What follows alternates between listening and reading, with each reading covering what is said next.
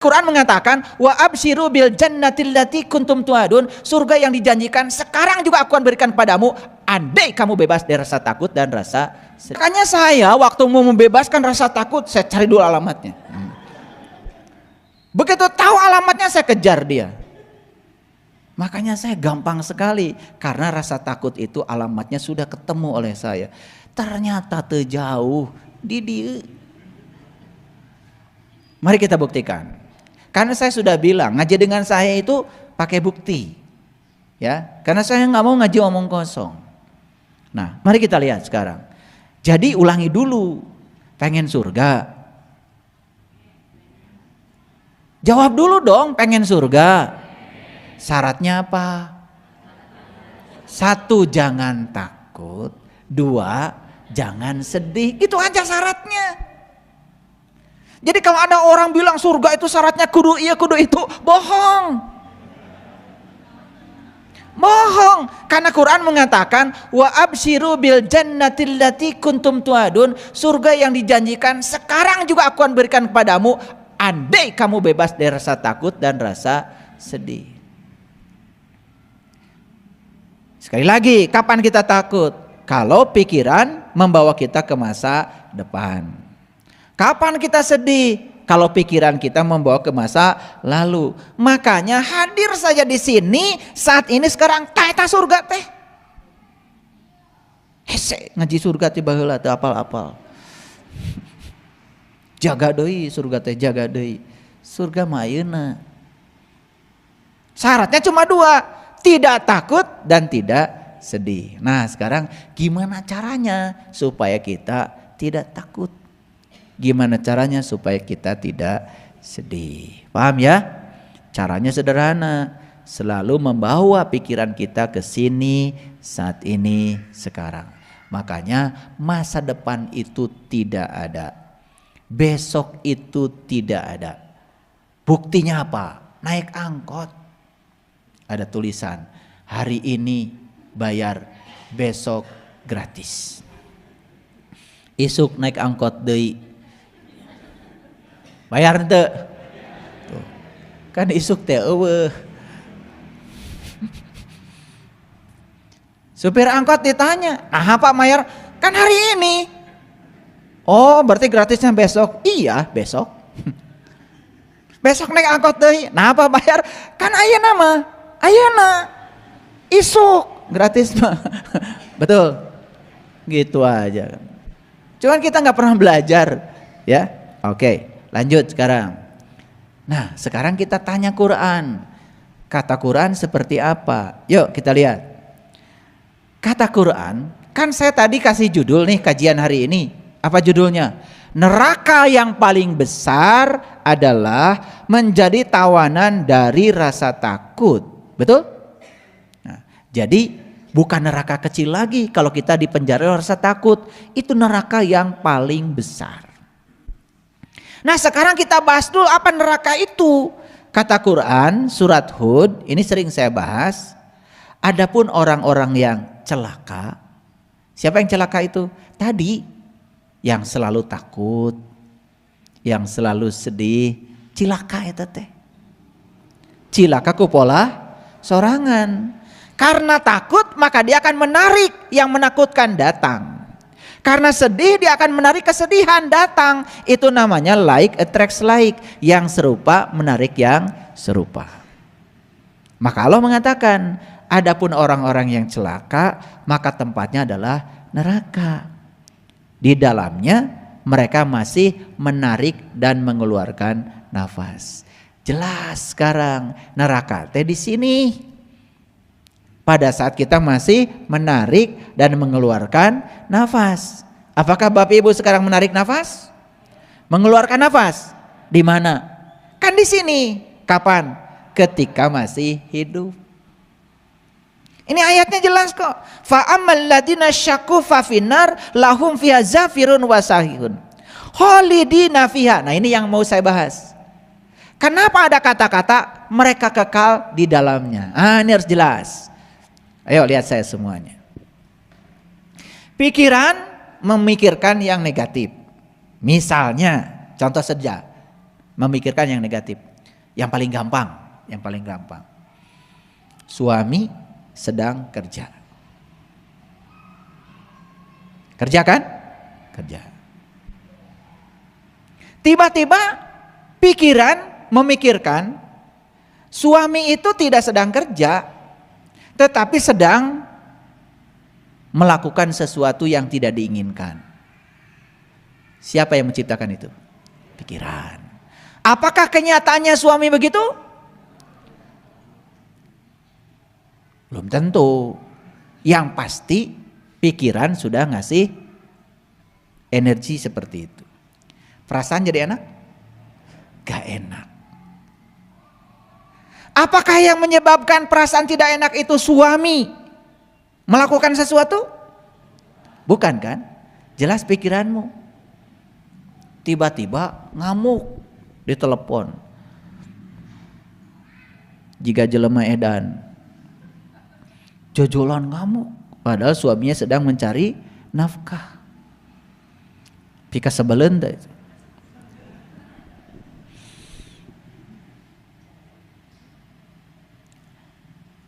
Apa yang terjadi? Pikiran, perasaan. Pikiran, perasaan. Kan bolak-balik tuh. Pikiran buruk, perasaan juga buruk.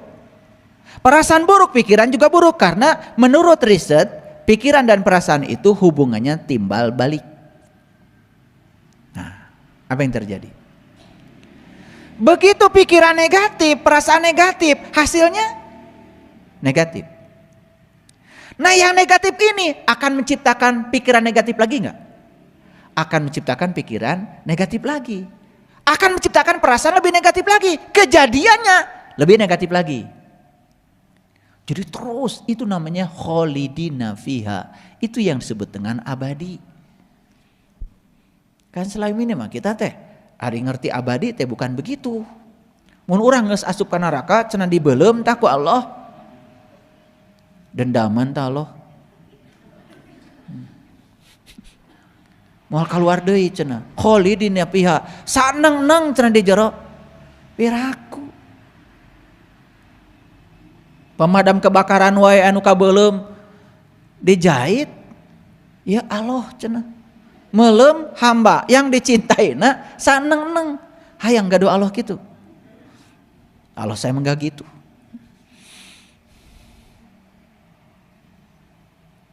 Jadi ngerti serang kholidina fiha. Ulangi kalau belum mengerti. Pikiran buruk menciptakan perasaan buruk. Hasilnya buruk. Hasil buruk ini kan nambah buruk pikiran teh. Perasaan tambah buruk lagi. Atau hasilnya lebih buruk lagi. Yang lebih buruk nambah lagi. Kan begitu. Paham sampai sini? Jadi sebetulnya siklus keburukan itu ternyata semakin berbahaya. Karena itu kholidina fiha. Itu. Nah, jadi sekarang nyambung ya. Kalau surga itu tidak takut, tidak sedih. Karena takut kehilangan jadi cemburu.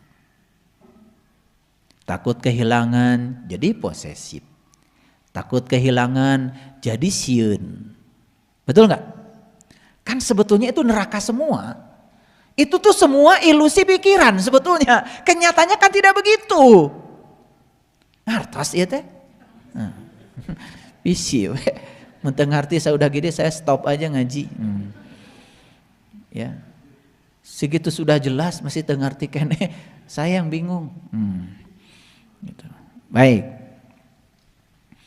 Nah, makanya neraka versi leluhur bangsa Nusantara, neraka itu dari naraloka. Na itu api, ra itu cahaya, loka itu lokasi. Jadi naraloka adalah tempat yang terkena api. Jadi wujudnya api apa? Wujudnya api itu adalah kebencian, iri hati, apa saja yang menyulut kita. Jadi orang boleh marah ya biarkan saja orang marah. Cuman kita jangan terpancing oleh orang marah. Saat kita terpancing dengan marahnya orang, berarti kita tuh sedang menjadikan diri kita naraloka, tempat yang terkena api. Kartos. Eta naraka teh.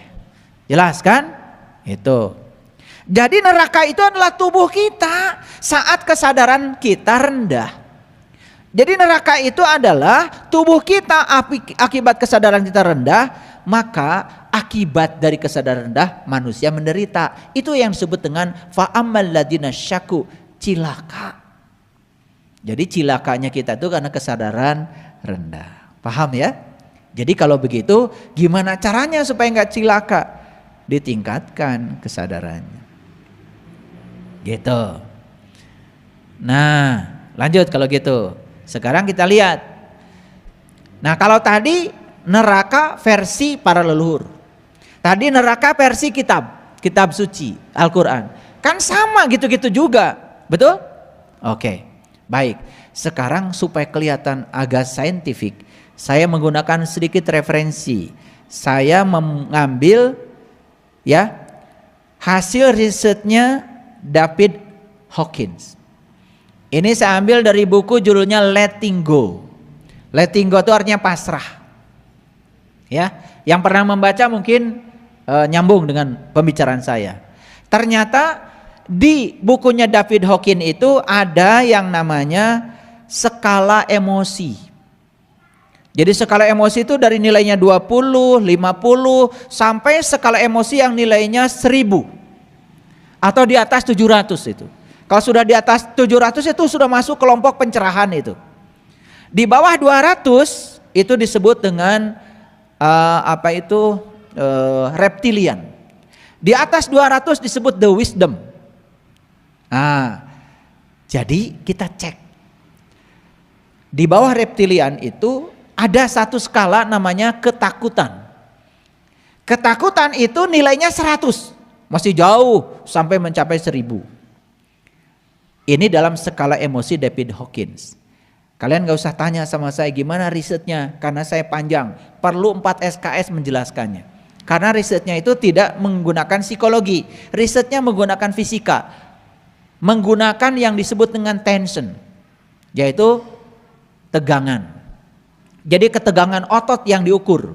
Sehingga menimbulkan skala emosi. Makanya emosi seseorang itu bisa diukur dari ketegangan ototnya. Makanya orang yang emosi suruh joget, bingung itu. Kamana musik, kamana suku, gitu. Makanya saya lihat kalian skala emosinya disuruh joget aja, kelihatan di situ, ya, gitu. Nah, kembali ke sini. Jadi cirinya orang yang ketakutan, ini masih punya ketakutan. 1, dia melihat bahaya di mana-mana. Itu cirinya. Gitu. Anak mau sekolah, mesti ketabrak motor.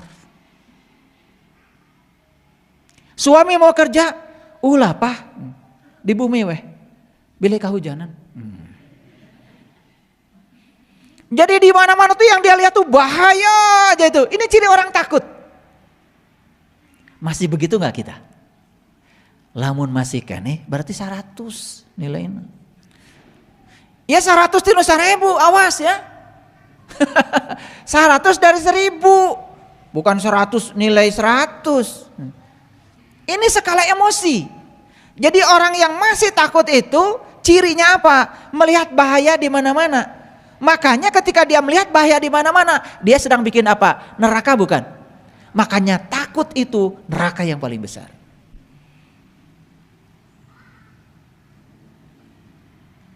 Betul?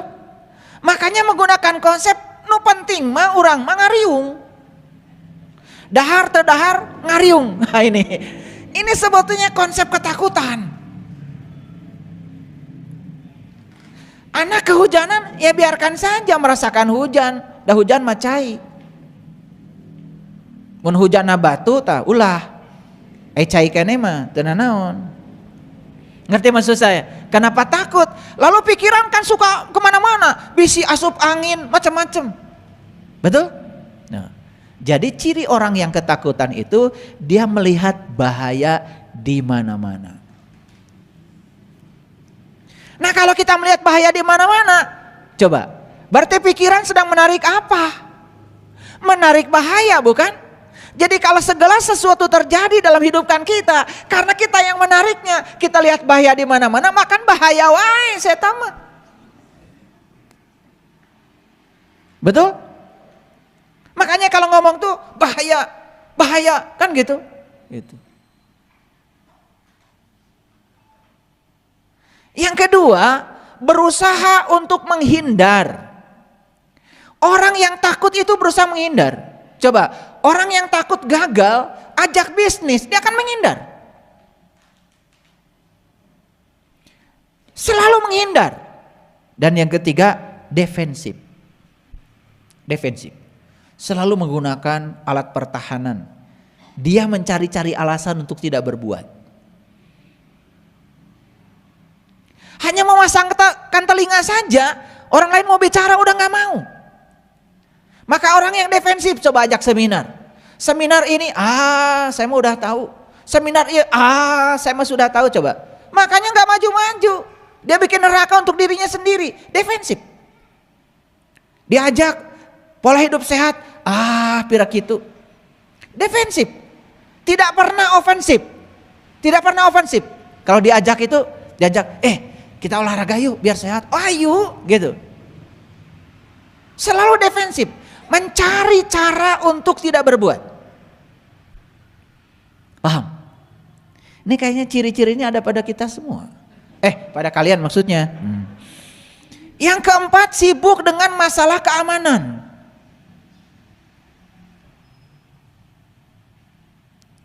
Eta bikin rumah, udah pagar 1 meter, kurang. Tambah deh 2 meter, kurang. Tambah lagi 3 meter, kurang. Make jeruji besi. Beling. Selalu saja masalah keamanan. Selalu ada perasaan tidak aman dalam dirinya. Saya kasih tahu. Orang yang pagarnya tinggi, apa yang terjadi? Dia melambangkan angkuh, bukan? Boro-boro rumahnya akan dikunjungi tetangganya. Boro-boro minta dahar lah. Ningali pagarna ge geus pikasieun. Betul enggak? Surga eta teh neraka. Neraka. Da teu panggih jeung batur teh neraka sebetulnya. Da mah hirup sorangan. Pagarnya tinggi, maot nu ngubur. Da hese pagarna ge jangkung. Ngerti maksud saya? Makanya sekarang kan zamannya kuldesak. Betul nggak? Rumah tanpa pagar. Nah, rumah tanpa pagar itu kan berarti itu sudah membebaskan rasa takut. Dan dijamin kalau kita baik dengan tetangga, dijagalah ku tetangga. Betul nggak? Apalagi kita berehan, suka ngasih tetangga, nggak usah takut. Dan usia di paok mah eta nu pedit. Kan usia di paok teh pedit atuh. Banget nage ketingali pedit. Betul nggak? Iya. Saya punya keluarga nih, keluarga saya nih, supaya kalau keluarga orang lain kan diceritakan nggak enak. Peditnya auzubillah. Iya. Makanya diintip tuh, begitu sedang sholat id itu sholat id kesempatan. Iya. Keur arini teh sholat id dipaling sadayana teh hartana, emasna, duitna itu diintip. Engke sholat id. Udah. Wah. Beres sholat id teh jadi lebaran. Sakitu duitnya lobaken. Eta kapalingan saeutik teh jadi lebaran. Ditutup imah langsung. Ya, teu narima salaman cenah ieu. Sedang berkabung. Leungit duit. Jelema pelit. Jadi sibuk dengan masalah keamanan. Yang kelima, posesif. Posesif terhadap orang lain. Orang yang takut itu ya, mohon maaf ya. Dia punya teman, temannya berteman lagi, itu sudah takut. Ngeri, tidak pernah merasa aman hidup. Pencemburu. Ini kalau lihat wajah-wajah sebelah sini, sebelah kanan sini. Sama sebelah kiri juga. Cemburu itu karena apa? Karena takut. Takut kehilangan. Makanya penyakit orang yang ada itu beda dengan penyakit orang yang tidak ada. Ngerti maksud saya? Orang yang tidak ada, tidak punya uang misalkan, masalah dia tuh cuma kekurangan aja. Tapi orang yang punya uang penyakitnya lebih kompleks. Karena takut kehilangan yang dia punya. Ternyata lebih gawat daripada orang yang tidak punya. Yang tidak punya uang, ya, lagi ngaji aja dengan saya, nunutan. Bukan berarti ya